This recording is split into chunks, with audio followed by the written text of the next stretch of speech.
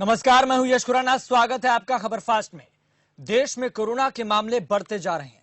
सरकार भी इस बात से भली भांति वाकिफ है, लेकिन चौंकाने वाली बात यह है कि लॉकडाउन 5 में पहले से ज्यादा रियायतें दी गई हैं, जो सीधा सीधा रिस्क लेने वाला काम लगता है।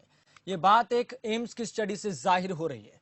दरअसल स्टडी में आगाह किया गया है, हालांकि भारत अभी अपने शिखर तक नहीं पहुंचा है, क्योंकि कोरोना वायरस केसों के दैनिक जुड़ाव की 7 दिन की रोलिंग औसत में अभी तक गिरावट नहीं देखी गई है। ऐसी स्थिति में लॉकडाउन में ढील दिए जाने से कोरोना वायरस जो केस हैं वो तेजी से बढ़ सकते हैं। तो जाहिर है सरकारों को इस ओर ध्यान देना चाहिए। बात चाहे कुछ भी हो, हकीकत यह है कि एम्स की स्टडी सरकार को नसीहत देने का काम जरूर कर रही है।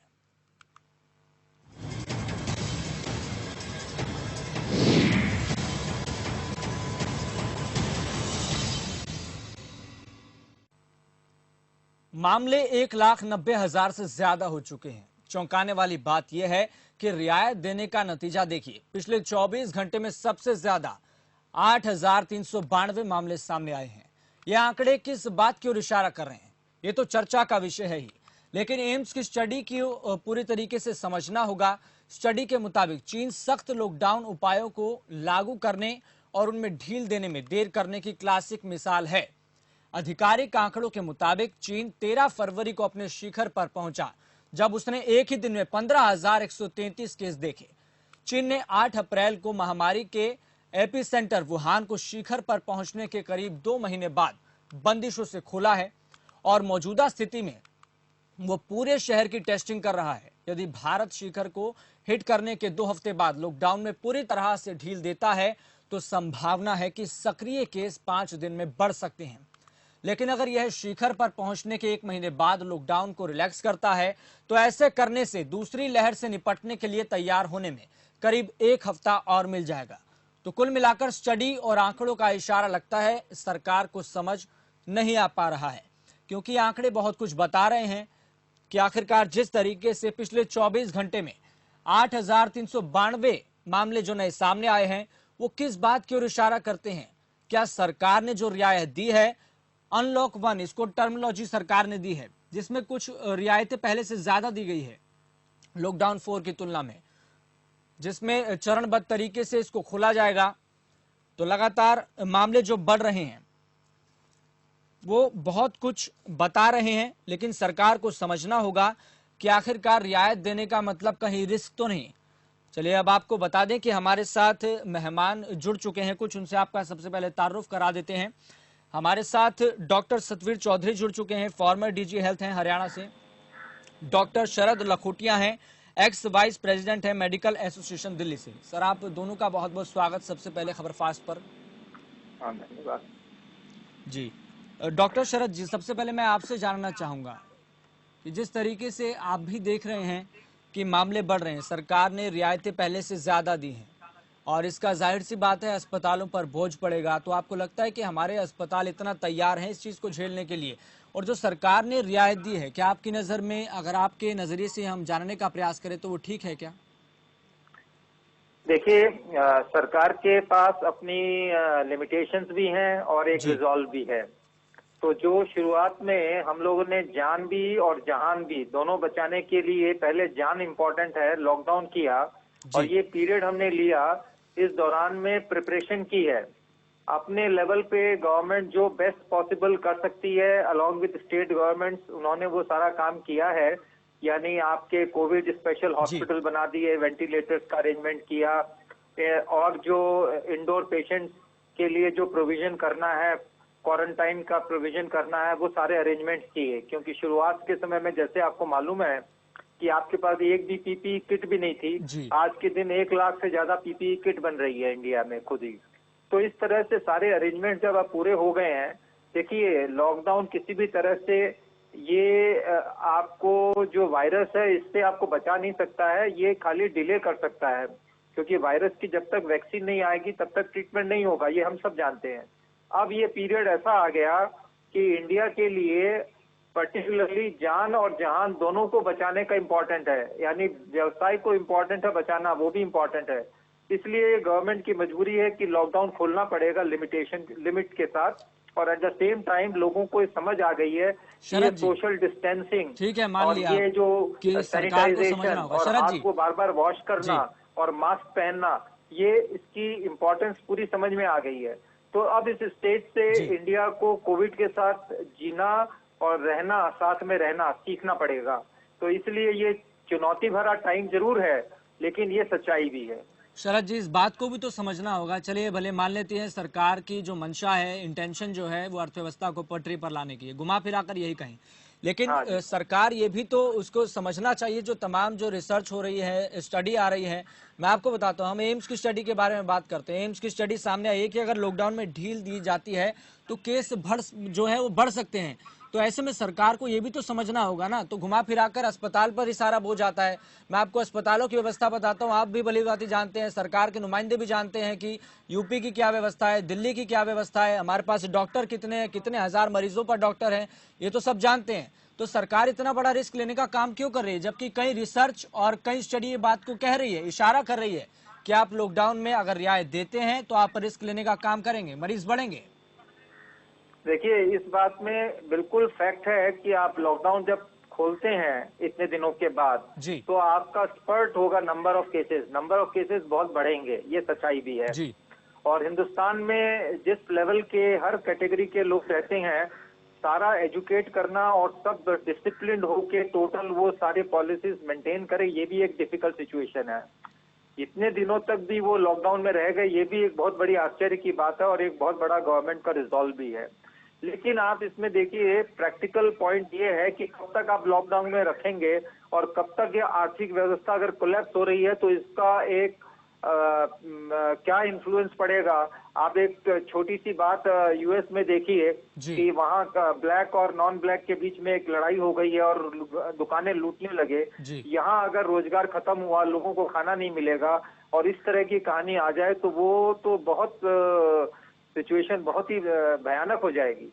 तो ऐसे में तो एक तरफ खाई है और दूसरी तरफ गड्ढा है, जी, तो दोनों के बीच में कैसे चलना है ये तो प्लान करना ही पड़ेगा। हम लोग बिल्कुल, आपकी बात सही है कि लॉकडाउन खुलते ही केसेस बढ़ेंगे और टेंडेंसी भी बढ़ेगी और हॉस्पिटल्स में भी ज्यादा होगा, लेकिन मरीज ज्यादा होंगे। जी, लेकिन at the same time economy को खोलने की जरूरत, ये सिर्फ एक दिन का रिजॉल्व नहीं है, ये ऑलमोस्ट सभी चीफ चलिए ठीक, मिनिस्टर्स और सबका अपना रिजॉल्व है, ठीक, क्योंकि उनके पास अपने खजाने में पैसे नहीं है कि to meet the expenses. Even Delhi में अभी चलिए, रिसेंटली उन्होंने कहा कि हमारे पास तो सैलरी देने के भी पैसे नहीं है। जी, तो चलिए कहीं ना कहीं एक जी, सामंजस्य दोनों के बीच में बैठाना होगा, जीवन और जीवन बचाने के लिए और जीवन को आगे चलाने के लिए।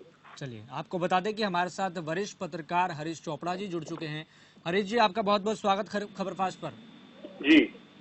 जी, तो हरीश जी, जिस तरीके से आप देख रहे हैं कि पूरे देश में क्या स्थिति बनी हुई है, दिल्ली सरकार कहती है कि हमारे पास पैसे नहीं है और एक तरफ कई रिसर्च और स्टडी सामने आ रही है। जैसे मैं आपको बताता हूं कि एम्स की स्टडी सामने आई है कि अगर आप लॉकडाउन में रियायत देते हैं, उसको खोलते हैं, ढिलाई बरतते हैं, तो हो सकता है कि मामले बढ़ जाएं। और इसको लेकर कई रणदीप गुलेरिया भी कह चुके हैं, जो कि एम्स के डायरेक्टर हैं। इस बात में आपको कितनी सच्चाई लगती है, और ये भी एक सत्य है कि हमारी अस्पतालों की व्यवस्था क्या है, हमारे कितने मरीजों पर कितने डॉक्टर हैं, हमारी टेस्टिंग की क्षमता क्या है, आप भली भांति जानते हैं इस बारे में। तो आप इसको किस नजरिए से देखते हैं कि सरकार ने जो इतना बड़ा रिस्क लिया है, क्या आप उसको रिस्क के तौर पर देखते हैं? क्योंकि रियायत लेना एक तरह से रिस्क ही लग रहा है, क्योंकि पिछले 24 घंटे में 8,000 से ज्यादा मामले सामने आ गए हैं। देखिए, जहां तक संक्रमण का दायरा फैलने की बात है, जी, इसमें कोई संदेह नहीं है कि इतनी बड़ी आबादी को, इतने बड़े देश को 2 महीने से ज्यादा समय तो लगभग हो ही गया है, जी, बांध कर नहीं रखा जा सकता। और पहली बात तो ये है कि जान है, जहान है, जान भी है, जहान भी है, अर्थव्यवस्था भी है। लेकिन सवाल ये है कि ऐसी स्थिति का सामना पहले भारत की किसी सरकार ने नहीं किया है। लॉकडाउन शुरू होने से पहले जब लॉकडाउन शुरू किया गया, ये बात बिल्कुल ध्यान में थी कि लॉकडाउन लगाना बहुत आसान है, लेकिन इससे निकलना बहुत असहज होगा, बहुत बहुत लंबा रास्ता तय करना होगा। जी, अब विकल्प सामने नहीं बचे। जहां तक प्रवासी श्रमिकों का सवाल है, अभी तक लोग अपने घरों की तरफ भाग रहे हैं। अगर लॉकडाउन शुरू होने से पहले ये स्थिति संभाल ली जाती कि राज्य सरकारों को जिम्मेदारी दी जाती कि अपने अपने श्रमिकों को जाने की छूट दी जाती, तब शायद ये सोचा गया था कि ये सर 10-15 दिन की प्रक्रिया होगी, और लेकिन ये लॉकडाउन बहुत लंबा चला और ऐसी स्थिति में राज्य सरकारों की अर्थव्यवस्था जो है वो हिल कर रह गई। अब बहुत सारी गलतियां भी हुई स्टार्टिंग में, लेकिन अब ना तो केंद्र सरकार के पास कोई विकल्प बचा है और ना ही राज्य सरकारों के पास कोई विकल्प बचा है। अर्थव्यवस्था भी चलानी है, काम धंधे भी खोलने हैं, रोजगार भी खोलना है। सबसे बड़ी जो बात इस समय यह है कि हमें जो लॉकडाउन के नियम है उनको अपनी रोजमर्रा की आदत बनाना होगा। 2 गज की दूरी ही सबसे बड़ी जरूरी है इस समय। हम हैंड वॉश करें, हम अपने घरों को साफ रखें, हम अपने आसपास के दायरों को साफ रखें, सोशल डिस्टेंसिंग बनाएं। तो फिलहाल जो विकल्प है हमारे सामने, वो हम जिम्मेदारी अब देश के नागरिकों के हवाले है पूरा देश। कि ये ठीक है कि आबादी में बहुत सारे लोग, बहुत सारे समुदाय जो है वो अपने अपने दृष्टिकोण से सोचते हैं, सबकी अपनी अपनी धारणाएं हैं, लेकिन इस महामारी से बचने के लिए हमें जो नियम व शर्तें रखी गई हैं लॉकडाउन की, उसे अपनी जरूरत की, अपने रोज की आदतों का एक हिस्सा बनाना होगा, तभी हम सुरक्षित रह पाएंगे। चलिए ठीक, हमारे साथ जुड़े हुए हैं सतवीर चौधरी, फॉर्मर डीजी हैं हेल्थ हरियाणा के। सतवीर जी, आप इस बात को किस तरीके से देखते हैं कि हाइड्रोक्लोरोक्विन है, एक दवाई है, बहुत चर्चा में भी रही, आपको भी इस बारे में पता है। तो एक बात सामने आई है कि अगर डॉक्टर जो हैं इस दवाई का इस्तेमाल करते हैं, दवा का सेवन करते हैं, तो कुछ हद तक वो भी बच सकते हैं, क्योंकि इससे इम्यूनिटी पावर कहीं ना कहीं मजबूत होती है। आप समझते हैं इस बात को, कितना इस बात से सेटिस्फाइड है? धन्यवाद हरीश चोपड़ा जी, धन्यवाद यश जी। जी, इस हाइड्रोक्सीक्लोरोक्विन की बात लेने से पहले मैं थोड़ा सा बता दूं। जी बिल्कुल। एक तो मैं इस बात से सहमत नहीं हूं जी कि लॉकडाउन में इतनी जल्दी ढील दी गई। मुझे नहीं समझ आता कि ब्यूटी पार्लर खोलने से या सिनेमे खोलने से या मॉल खोलने से गरीब आदमी का कहाँ फायदा हो रहा है। असली चिंता सबसे पहले हमें चिंता होनी चाहिए जो गरीब है, जो रिक्शा वाला है, जिसने 2 महीने से 2.5 महीने से कोई काम नहीं किया, उसको बच्चे पालने मुश्किल हो रहे हैं, उनके लिए लॉकडाउन खोलने की तो बात बनती है। लेकिन मॉल खोलने से, ब्यूटी पार्लर खोलने से या सिनेमा खोलने से बात नहीं बनती। दूसरी बात, जैसे कि अभी डॉक्टर शरद भी मान रहे थे कि लॉकडाउन में ढील देने से एकदम केसेस का स्प्रेड तो बढ़ेगा। अब कितना बढ़ेगा, कितना बड़ा रिस्क है, ये मैं नहीं कह सकता, लेकिन सरकार को ये महंगा पड़ सकता है, इसमें कोई शक नहीं। ये बिल्कुल ठीक बात है कि लॉकडाउन ही सॉल्यूशन नहीं है। सॉल्यूशन क्या है हम सब जानते हैं। सबसे पहला सॉल्यूशन है घर से बाहर ना निकले। सबको पता है नहीं निकलना, फिर भी लोग नहीं मानते। नंबर 2 बात, घर से बाहर निकल रहे हो 6 फुट की दूरी रखें, मास्क पहने, फिर भी लोग नहीं मानते। 2 बात हो गई। चलो आपने दोनों काम कर लिए, उसके बाद जब घर आते हो, आकर के आपने नहाना है, दोबारा हाथ धोने, कपड़े बदलने, वो आप नहीं मानते। उसके बाद आप सिम्टम है, आप टेस्ट नहीं कराते, टेस्ट हो जाता, आप पॉजिटिव आ जाते हो, आप अपने आइसोलेट नहीं करते, सरकार आपको आइसोलेट कर नहीं पाती। उसके बाद है कांटेक्ट ट्रेसिंग। तो कितना लंबा प्रोसीजर है, कितने फ्लॉ हैं। टेस्टिंग की बहुत ज्यादा फैसिलिटी नहीं है, प्राइवेट लैब में टेस्ट बहुत महंगे हैं, सरकार पूरे टेस्ट कर नहीं पा रही। जब अभी नहीं कर पा रही तो जब केसेस का स्पर्ट आएगा तो केसेस की जब टेस्टिंग नहीं होगी, हमें पता ही नहीं लगेगा कौन पॉजिटिव है। जब पॉजिटिव का ही पता नहीं लगेगा, उसको आइसोलेट नहीं किया जाएगा, तो कांटेक्ट उसके धड़ल्ले से फैलेंगे। तो इसलिए या तो हम ये सारी चीजें करें, टेस्टिंग करें, आइसोलेशन स्ट्रिक्टली करें, कांटेक्ट ट्रेसिंग बहुत अच्छी तरह करें, जो कि हो नहीं पा रहा, क्योंकि स्वास्थ्य कर्मी, डॉक्टर और पुलिसकर्मी भी ऊब गए हैं, लोग भी ऊब गए हैं। लेकिन अब इस जो लॉकडाउन जैसे खुल रहा है, तो जो एरिया कंटेनमेंट जोन में है उनमें सख्ती की जाए तो भी बात बन सकती है, लेकिन वहां भी सख्ती नहीं हो रही। दिल्ली लगभग पूरे का पूरा कंटेनमेंट जोन में है जी, तो दिल्ली में पूरी सख्ती होनी चाहिए, वो नहीं हो पा रही। ज्यादा से ज्यादा टेस्टिंग होनी चाहिए, जहां पॉजिटिव केस मिलता है पूरी कॉलोनी की टेस्टिंग होनी चाहिए, पूरी उसका कंटेक्ट ट्रेसिंग होनी चाहिए, वो नहीं हो पा रहा। और जैसे जैसे केस बढ़ेंगे हमारे पास मैन पावर कम होगी और निश्चित रूप से कुछ मैन पावर बीमार भी होगी, कुछ को प्रॉब्लम भी आएगी। अब आपने दवाई की बात करी, ये सिर्फ प्रिवेंटिव है। जो पेशेंट की केयर में लगे हुए डॉक्टर हैं, पैरामेडिकल स्टाफ हैं, उनको देने से उनकी इम्यूनिटी डेफिनेटली बढ़ेगी, लेकिन उन्हीं को देनी चाहिए। मैं टीवी चैनल पे इसलिए इसकी बात ज्यादा नहीं करना चाहता कि लोग ही लेना शुरू कर देते हैं, खुद ही लेना शुरू कर देते हैं, वो ठीक नहीं है।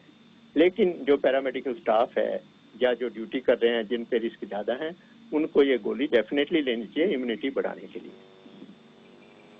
चलिए ठीक। सतवीर जी, आपसे मैं ये चीज जानना चाहता हूं कि एक स्टडी में ये भी बात सामने आई है कि 12 लाख संक्रमित हो सकते हैं। अभी स्थिति है कि 1,90,000 से ज्यादा हैं। तो ऐसे में देखा जा रहा है कि टेस्टिंग की कमी है। अगर टेस्टिंग हमारी ज्यादा होती तो तस्वीर कुछ और होती। तो आप इस बात से कितना सहमत हैं? मैं पूरी तरह सहमत हूँ। टेस्टिंग नहीं हो पा रही जी। टेस्टिंग का नुकसान नहीं, टेस्टिंग का फायदा है। अगर केसेस ज्यादा निकलते हैं तो फैलेगा कम बीमारी। अब सपोज 2 लाख हमारे पास इस टाइम केस हैं जी, लेकिन उन 2 लाख में से उन 2 लाख को तो हम ट्रैक कर रहे हैं। जो दूसरे केस हैं उनमें से जो हमारे पास जिनकी टेस्टिंग नहीं हो पा रही, मैं एक कॉल काट रहा हूँ, शायद वो इंटरप्ट हो जाए थोड़ा सा जी। जिनकी टेस्टिंग नहीं हो पा रही वो ज्यादा खतरनाक है, क्योंकि वो धड़ल्ले से वो घूम रहे हैं खुले में और फैला रहे हैं। तो इसलिए टेस्टिंग होनी बहुत ज्यादा जरूरी है। टेस्टिंग होगी तभी आइसोलेट होगा मरीज, तभी उसकी कांटेक्ट ट्रेसिंग होगी। तो टेस्टिंग बढ़ाना बहुत ज्यादा जरूरी है। और प्राइवेट में भी टेस्ट सस्ते करने चाहिए, सब्सिडी दी जानी चाहिए। जिसको थोड़ी सी भी लगे कि इसको टेस्ट की जरूरत है, उसका टेस्ट किया जाना चाहिए। चलिए ठीक। डॉक्टर शरद जी, आप इस बात से कितना सहमत है कि अगर हम टेस्टिंग का जो दायरा है अगर हम बढ़ा रहे होते तो आज तस्वीर 12 लाख के तकरीबन पहुंच गई होती? क्योंकि हमने दूसरे मुल्कों में भी देखा है कि वहां पर टेस्टिंग का जो दायरा है वो बहुत ज्यादा बढ़ाया गया है। तभी वहां पर तस्वीर, जो धुंधली तस्वीर है, वो साफ दिख रही है कि वहां पर इतने मरीज हैं, इतने की मौत हो चुकी है। ये बात बिल्कुल सही है कि टेस्टिंग ज्यादा से ज्यादा हो तो आप शुरू में ही आइडेंटिफाई ज्यादा कर सकते हैं और उनको कांटेक्ट ट्रेसिंग से उसकी रोकथाम कर सकते हैं। लेकिन एक तरह से हम देखिए, अमेरिका में जहां इतनी टेस्टिंग हाई लेवल पे हो रही है, वहां भी ये इतना जबरदस्त पेंडेमिक फैला हुआ है कि वहां कंट्रोल करना मुश्किल हो रहा है और विश्व में नंबर 1 प्लेस हो गई है जहां इतने डेथ और इतने नंबर ऑफ केसेस हुए हैं।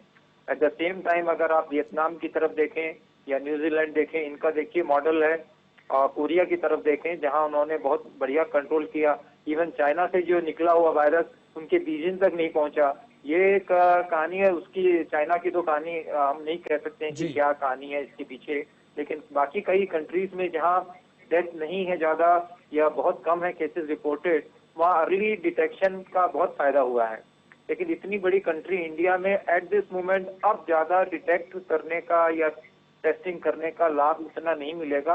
हाँ, शुरुआत में बिल्कुल कह सकते हैं, लेकिन शुरुआत में आप ये भी देखिए कि किस तरह कई लोगों ने कितना सोशल डिस्टेंसिंग को बॉयकॉट किया और कैसे पूरा स्प्रेड हुआ पूरे इंडिया में, वो अपने आप में कहानी है। उसके बावजूद भी इंडिया में अभी इतनी मॉर्टेलिटी या डेथ रेट नहीं है, यही एक अच्छी बात है। अदरवाइज ये तो बड़ी भयंकर सिचुएशन थी और इतनी यहाँ अलग अलग मानसिकता के लोग और इतनी राजनीतिक इंटरफेरेंस है कि इतना सक्सेस लाना भी अपने आप में एक बड़ा, आप कह सकते हैं कि अचीवमेंट है।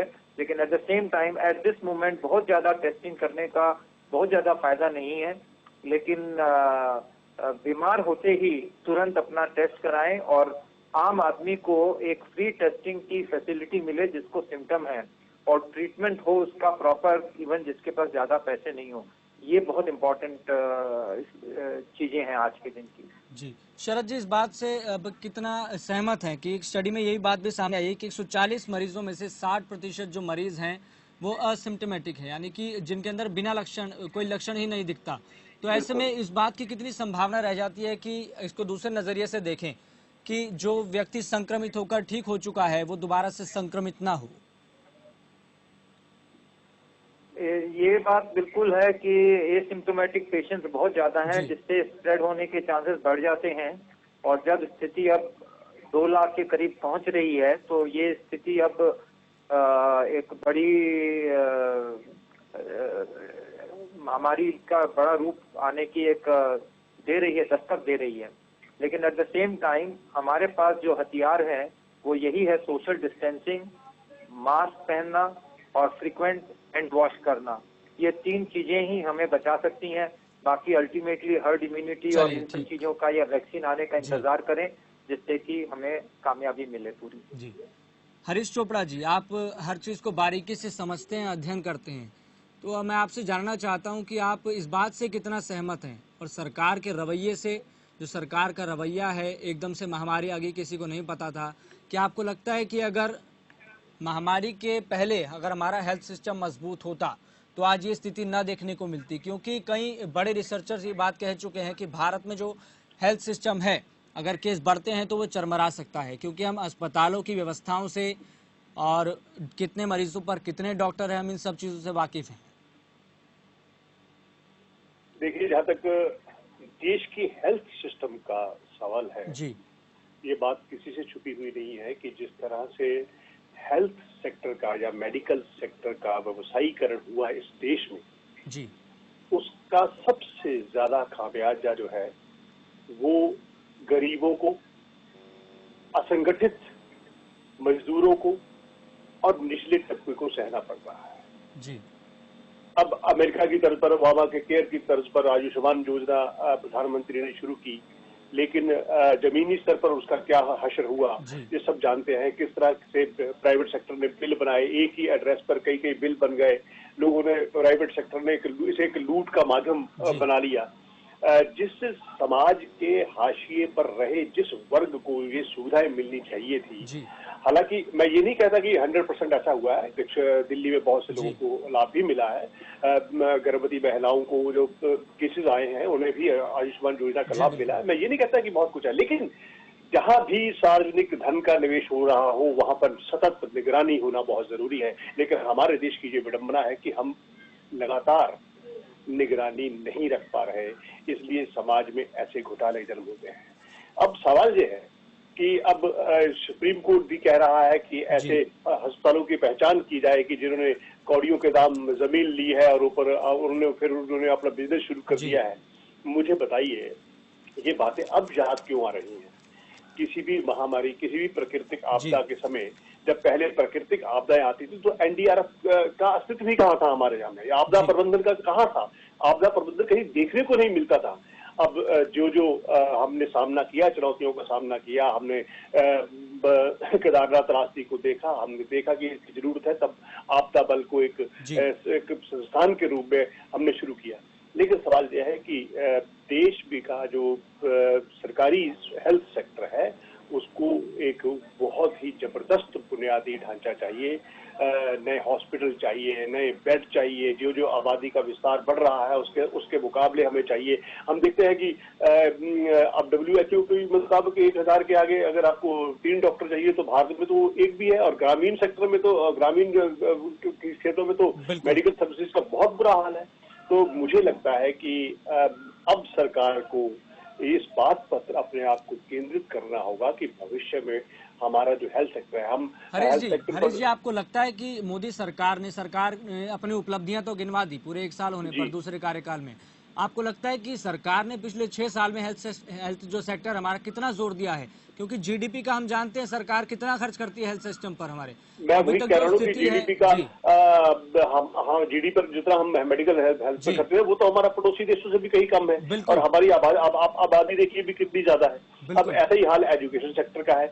मुझे लगता है कि इस तरीके नए सिरे से सरकारों को सोचना होगा और हेल्थ सेक्टर को अपना प्राइम जो है एजेंडा वो बनाना होगा, ताकि भविष्य में ऐसी किसी भी महामारी को झेलने के लिए, उसकी चुनौती को झेलने के लिए हम पूरी तरह से तैयार हो सके। अब जहाँ तक प्रवासी मजदूरों का सवाल है, आप देखिए कितनी भीड़, कितना रेला, पाँव में छाले, सड़कें वीरान, और लोग धूप पे, चिलचिलाती धूप में चले जा रहे हैं। ये अमानवीय नहीं तो और क्या है। बिल्कुल। लोकतंत्र में हमें इस बात पर सोचना होगा कि अगर ऐसी ही हमारा सिस्टम चलता रहा है, कहीं ना कहीं सिस्टम लैप्स हुआ है। और मुझे ये भी महसूस होता है कि 2 महीने के लॉकडाउन के बाद अब जब विकल्प नहीं बचा, जब हालात बिगड़ते जा रहे हैं, तो केंद्र सरकार ने अपनी जिम्मेदारियां जो थी वो राज्य सरकारों की तरफ धकेल दी, यानी कि उनकी तरफ कर दिए, आप संभालो, आप हम कुछ नहीं कर सकते। क्या ये लॉकडाउन को खोलने का फैसला एक ऐसा ही फैसला नहीं है जी? ये सवाल मेरा समाज से भी है और ये सवाल मेरा सत्ता में बैठे लोगों से भी है। चलिए, तो शरद जी सबसे पहले आपके पास आते हैं। शरद जी, आप मानते हैं इस बात को लेकर कि जो सरकार कह रही है, ये खुद स्वास्थ्य मंत्रालय के जो सचिव है वो भी बात कह चुके हैं कि आप कम्युनिटी ट्रांसफर को लेकर सवाल पूछिए मत, जब होगा आपको बता दिया जाएगा। क्या आपके नजरिए से मानते हैं जिस तरीके से सबसे ज्यादा प्रभावित राज्य हैं महाराष्ट्र, दिल्ली, तमिलनाडु, क्या यहाँ पर आपको लगता है कि कम्युनिटी ट्रांसफर जो जैसी स्थिति है वो बन गई है? सर संक्षिप्त में आप बताइएगा। देखिए, अभी इस मामले में क्योंकि ये पहला एक तजुर्बा है, इसको किस लेवल पे कम्युनिटी स्प्रेड कहें ये कहना मुश्किल है।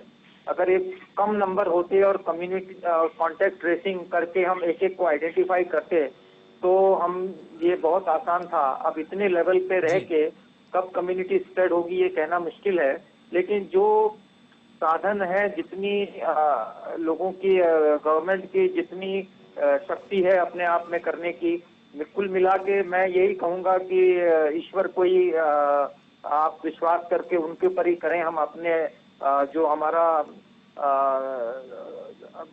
बहुत बड़ा स्पिरिचुअल कनेक्शन है वही हमें हेल्प करेगा, क्योंकि इतनी बड़ी जनसंख्या में और इतने लिमिटेड रिसोर्सेज में इस महामारी को कंट्रोल करना। आप अमेरिका की तरफ देखिए, आप यूरोप के वो डेवलप कंट्रीज देखिए जहां वर्ल्ड क्लास फैसिलिटी अवेलेबल है और इतनी मॉर्टेलिटी रेट्स हुई हैं, इतनी मृत्यु दर हुई है, उसके बिहाफ पे ये हमारा ईश्वर ही हमें बचाएगा, ये मेरी है। अदरवाइज तो स्थिति देश की बहुत ही विकराल हो सकती है, बहुत विकराल।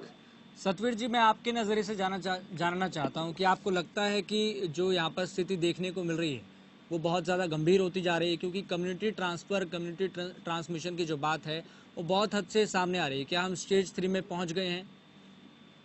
बिल्कुल स्टेज 3 में पहुंच गए हैं। सरकार हमेशा स्टेज 3 को लेट मानती है जी। मेरे पे कोई सरकारी दबाव नहीं है, मैं खुल के कह सकता हूँ। कम्युनिटी ट्रांसफर है, कोई बाहर से तो केस आ नहीं रहे, हमारे में से ही लोगों में केस आ रहे हैं आपस में।